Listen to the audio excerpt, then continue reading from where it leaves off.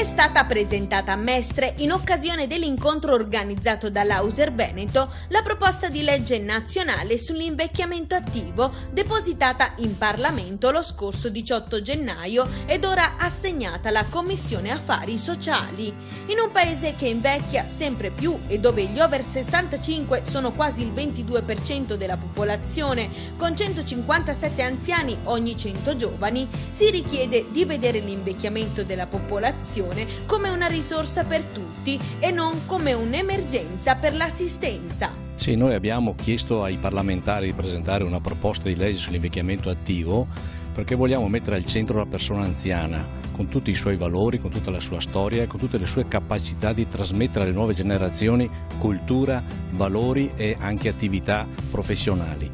Chiediamo ai parlamentari appunto di accelerare l'iter, di definire questa legge quadro. Perché? Perché poi chiederemo alla Regione di declinare questa legge per fare una specifica legge regionale qui in Veneto. Praticamente le persone entrerebbero in un'attività di volontariato e di promozione sociale, che significa per esempio i nonni vigili, che significa per esempio essere presenti nei musei, nelle attività culturali, nell'attività di formazione, nell'attività di apprendimento permanente, quindi praticamente l'anziano in tutte quelle attività di sussidiarietà previste dalla nostra Carta Costituzionale. La proposta di legge si pone come primo obiettivo quello di sostenere l'impegno degli anziani nel volontariato in attività di utilità sociale per poter dare la possibilità a tutti coloro che escono dal mercato del lavoro di rimanere attivi e socialmente utili. Una legge firmata da numerosi deputati. Sì, insieme a altri colleghi e devo dire anche grazie a tutto il lavoro precedente fatto anche da Auser, arriviamo ad avviare questa proposta di legge che vuole valorizzare l'invecchiamento attivo,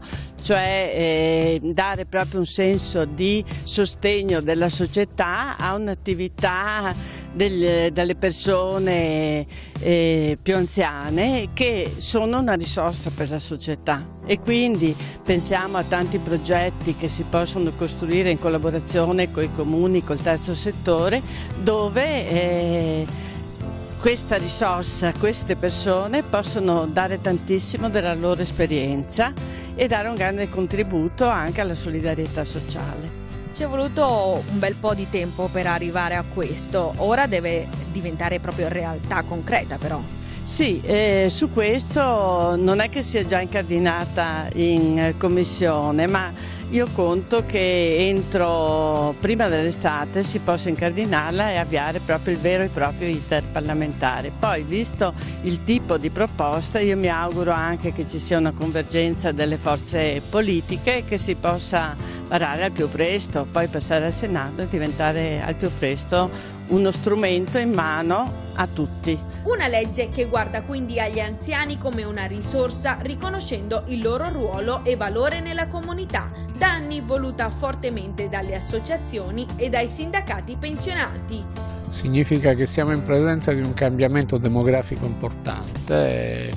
tra qualche anno il 30% dell'intera popolazione avrà più di 65 anni, per cui è un cambiamento davvero epocale, un cambiamento che non riguarda solo questo paese, ma dobbiamo iniziare ad attrezzarci, e quelle attività si possono fare sempre con lo spirito del volontariato, coinvolgendo delle persone che, finita l'età lavorativa, hanno ancora tanti anni di prestanza fisica e di attività da poter donare agli altri. Il volontariato, lo voglio ricordare, è e rimane dono e gratuità, e quindi sono dei valori che vanno anche coltivati, ed è bello recuperarli con l'età adulta, anche perché poi dall'età adulta si possono trasmettere alle nuove generazioni in un rapporto intergenerazionale.